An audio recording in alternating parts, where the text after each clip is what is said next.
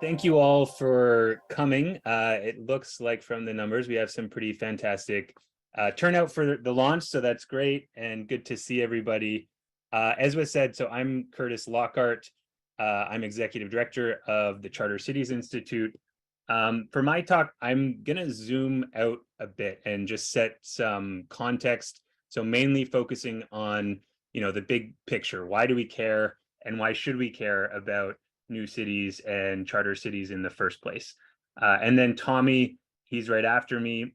He's going to do much more focused in the weeds talk about the new cities map itself and the corresponding data set on new cities around the globe.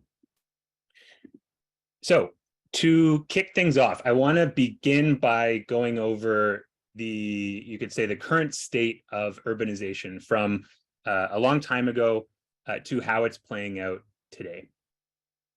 So about 10,000 years ago, and that's way before this 1500 mark here, about 10,000 years ago, human beings began settling into nascent towns and early cities. This kicked off what Solly Angel has called humanity's urbanization project. So the project started about 100 centuries ago. Now, as a species, we just became, for the very first time ever, a majority urban species around 2010, with 3.5 billion people living in cities at that time. So it took us as a species 100 centuries to get from 0 urbanites to 3.5 billion urbanites. Now, when you compare that with urbanization this century, it's going to take humanity only a single century, the 21st century, the one we're living in today, to add an estimated 5 billion people to the world's cities. And so I bring this up to say we are in just an unprecedented period in this very large urbanization project that human beings have been pursuing for these last 100 centuries. And the added bonus about urbanization today is that about 90 to 95% of those 5 billion people will be added to low and lower middle income countries. And so urbanization is largely a global south phenomenon over the next few decades. Now, to many, this would be, absolutely fantastic news, right? Historically, as we see from the chart here, as countries have urbanized, people have gotten a lot richer and poverty has declined. And, this is pretty much a generalizable rule of development. But as we'll see, this link here, this positive association between urbanization and development, this urban dividend, it is breaking down in rapidly urbanizing countries today.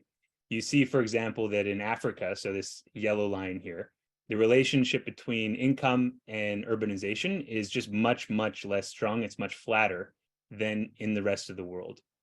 And splitting this out further regionally, we see on the left-hand side here that urbanization across East Asian and Southeast Asian countries is delivering income gains, right? Things are going up and to the right. But in Africa, on the right-hand side, the relationship is, again, much weaker, with arrows kind of going every which direction. And so what these charts actually translate into in the real world is that, in essence, Asian cities can look like this, delivering on urban services, on things like upward mobility, connectivity. They're much more dense. They actually create job opportunities and ultimately better lives for individuals and their families. And this is the general story of cities throughout history. And on the other hand, African cities often look like this. They're less dense, they're often less connected, fragmented, with a lot of urban sprawl and slums, which leads to lower productivity, very costly relative to incomes. And all that translates into much lower income gains and much lower livelihood improvements. And on top of this link between urbanization and income breaking down, African cities and Indian cities are also, at the same time, they're failing to industrialize. On the left-hand side, you see this big positive relationship between, or showing that Asian and Latin American cities have delivered larger manufacturing sectors, but this relationship is not at all present in African and Middle Eastern cities. There's here urbanization without industrialization and without industrial job creation. And that's the current state of humanity's urbanization project. Frankly, I think that current state, it should worry all of us, because it's in precisely those places where the world is most rapidly urbanizing, Africa and South Asia, where we have cities and towns delivering the least benefits for people. And I think, what's even scarier is if we do nothing. It'll get a whole lot worse this century. And this is because, yes, cities are force multipliers, but they are force multipliers in both directions. They can produce magical transformations in human well-being, as we've seen throughout history, or if urbanization is managed poorly, cities can actually lead to more human misery. They can result in things like the downsides of density here: crime, congestion, proliferating sprawl and slums, and the spread of contagious diseases. And on top of these downsides, if this trend that I just talked about of urbanization without industrialization continues, and industrial job creations in rapidly urbanizing cities is either absent or insufficient, there are two big consequences that we're already seeing unfold that could actually worsen. One is basically the ruralization of cities. So, for example, about 1/4, so a full quarter or 25% of Africa's urban population still works in agriculture. They're still farmers. This is just an absolutely bizarre inversion of the role cities have played historically. And then second, add to this already difficult picture hundreds of millions of young people without jobs, and you'll get what this author calls a youth quake, a bunch of dissatisfied, unemployed young urbanites that may and are likely to cause a lot of social conflict and potentially a lot of crime and a lot of instability. So to put it bluntly, things are going to get a lot worse if we don't do something.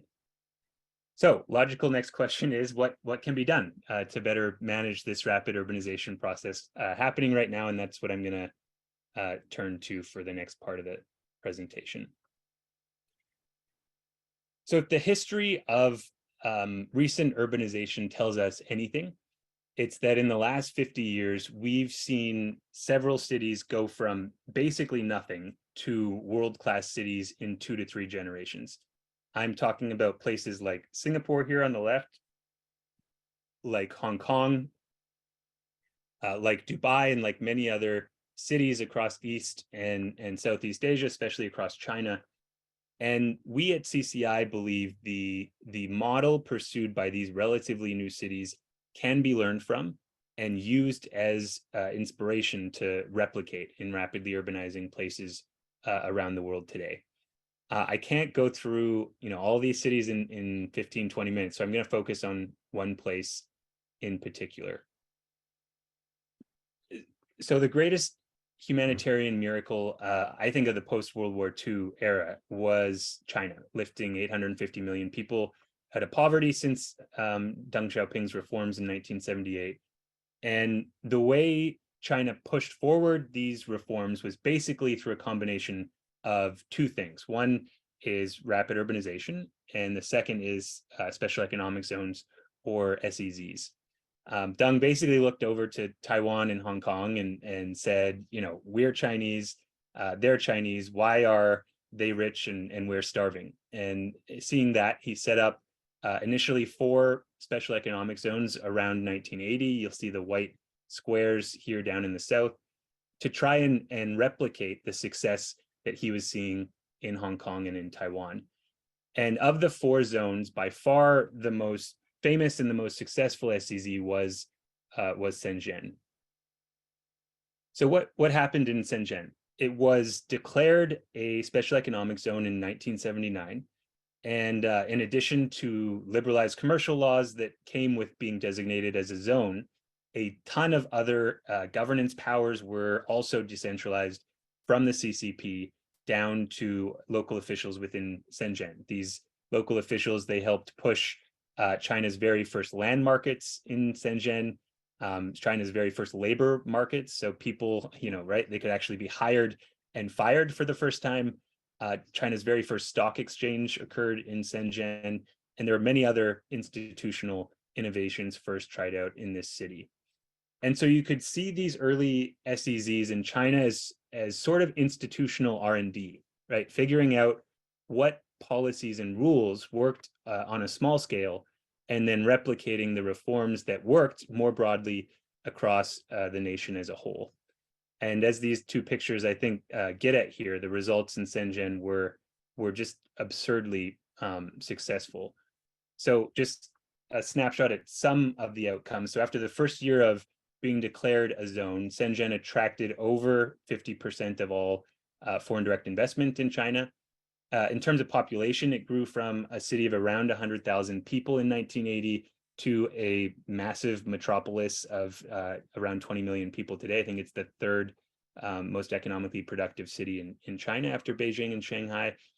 To me, the most awe-inspiring fact is that in 1 year alone in the 1990s, I think it was 96 or 97, Shenzhen grew by 1 million people.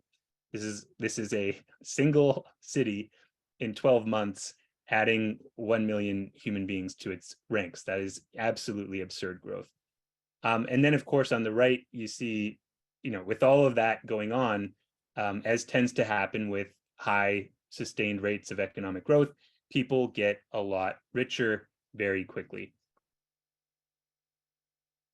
So these initial few SEZ experiments were so successful that they were replicated, scaled up throughout all of China, such that by 2010, some 90% of Chinese municipalities had some form of SEZ arrangement. And this image here is from Adrian Opel's open zone map. Each dot represents a special economic zone. And so the point here is that Shenzhen is basically a proto-charter city, a new city that was granted a special jurisdiction to implement and experiment with new rules.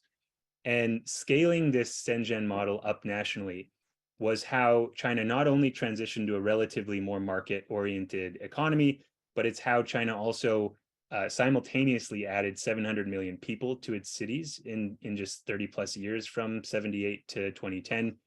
It was how China at the same time industrialized, right, largely within a lot of these SEZs. And in turn, it's how 850 million Chinese people were lifted out of poverty. And I think these examples they demonstrate that well-managed rapid urbanization, it is possible, it is solvable, it is doable on the massive scales that are unfolding today. What we need is the right model and the right approach to rapid urban development. And I think these examples from China get at exactly that. So just to sum up, there's an unprecedented tsunami of people being added to cities this century. They're being added in a crazy tiny amount of time. And it's happening right now, mostly in poor places with low capacity. We at CCI, we believe that charter cities and new cities are one promising policy solution to genuinely what I think of as the most important and greatest policy imperative of our time. And that is finishing off humanity's urbanization project right. But as I think Tommy will get into here in a moment, despite this promise of charter cities and new cities, there is shockingly very little rigorous, objective, and data-driven research being done on these policy responses. And this is a mistake. And it's for this reason, CCI, we're launching this data set on new cities today. I think we can rise to the challenge of this urban age. In fact, we must rise to it, and I think we will rise to it. And this new cities data set is the first step. So with that, thank you all very much for listening. We're extremely excited to share this new cities map with the world today, and we hope you all enjoy. Thank you very much.